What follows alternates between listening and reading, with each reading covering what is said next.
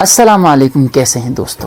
اگر کسی بھی ظالم کو ایسا لگتا ہے کہ وہ ظلم کرے گا، لوگوں کے ساتھ ناانصافی کرے گا، دوسروں کے حقوق دبائے گا، کسی کو تکلیف دے گا، تو وہ اس ویڈیو کو دیکھیں، اس ویڈیو کو پورا دیکھیں، اس کے بعد ہم بات کریں گے کہ یہ پورا واقعہ ہے کیا۔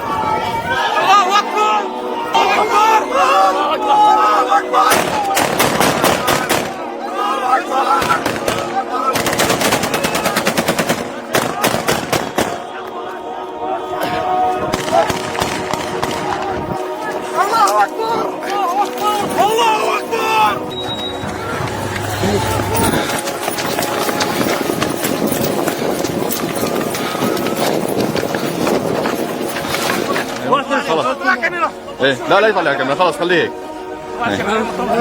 تو دوستو، آپ نے اس ویڈیو کو پورا دیکھا ہوگا۔ یہ ویڈیو شام کی ہے، شام کا ایک علاقہ جس کا نام تضامن ہے۔ 13 سال گزر گئے، 13 سال پہلے ایک ایسا واقعہ اس روئے زمین پر ہوا کہ جس کو دیکھ کر دیکھنے والوں کی روحیں کانپ گئیں۔ تو 13 سال پہلے جو کچھ ہوا تھا وہ آپ اس ویڈیو میں دیکھ لیجیے۔ یہ وہ ظلم ہے جس کو اس شخص نے انجام دیا تھا 13 سال پہلے۔ جب بشار الاسد کی حکومت تھی تو یہ بشار الاسد کی انٹیلیجنس میں ایک آفیسر تھا، اور اس نے ان لوگوں کے ساتھ یہ ظلم کیا کہ ایک گڑھے میں 40 سے زائد لوگوں کو پہلے گولیاں ماری گئی، اور پھر انہیں گڑھے میں گرایا گیا، اور اس کے بعد وہاں جو ٹائر اس گڑھے میں رکھے گئے تھے ان کو آگ لگا دی گئی، اور ان تمام لوگوں کی لاشوں کو جلا کر خاکستہ کر دیا گیا، اوپر سے مٹی ڈال دی گئی اور بند کر دیا گیا۔ یہ زخم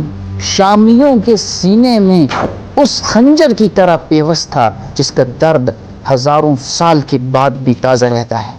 چنانچہ جب بشار الاسد کی حکومت وہاں ختم ہوئی تو یہ چھپا ہوا تھا، اور آج 13 سال بعد اس کو کس طرح پکڑا ہے آپ نے دیکھا ہوگا۔ یہ ایک سبق ہے ان تمام ظالموں کے لیے، یہ ایک سبق ہے ان تمام متکبروں کے لیے، تکبر کرنے کا، جو خود کو اس زمین پر خدا سمجھ کر اللہ کی بندوں کے ساتھ ظلم کرتے ہیں۔ ظلم کا جواب اسی دنیا میں ملتا ہے، اور آخرت کے دن اللہ کے رسول صلی اللہ علیہ وسلم نے فرمایا الظلم ظلمات یوم القیامہ، ظلم آخرت کے دن اندھیروں کی شکل میں سامنے آئے۔ تو دوستو، ہمیشہ یاد رکھیں، کسی کے ساتھ کبھی نا انصافی نہ کریں، کسی کو کبھی کوئی تکلیف نہ دیں۔ ہمیشہ جب بھی آپ کو موقع ملے تو کسی کی مدد کرو، کسی کے دل میں خوشی ڈالو، کسی کو راحت دو، سکون دو، لوگوں کے لیے آسانیاں پیدا کرو، اور لوگوں کے لیے مشکلات کھڑی کرنے سے بچو۔ اللہ تعالیٰ ہم سب کو انسانیت کا درد اپنے سینے میں رکھنے کی توفیق نصیب فرمائے، اور جب تک زندہ رہیں ہم انصاف کے ساتھ، ایمان کے ساتھ زندہ رہیں، اور جب موت آئے تو ہم اسی حالت میں ہوں کہ ہمارے دل میں کوئی گلٹ نہ ہو، کوئی پچھتاوا نہ ہو، اور ہم خوشی خوشی اپنے رب سے ملاقات کے لیے روانہ ہوں۔ جزاک اللہ وسلام۔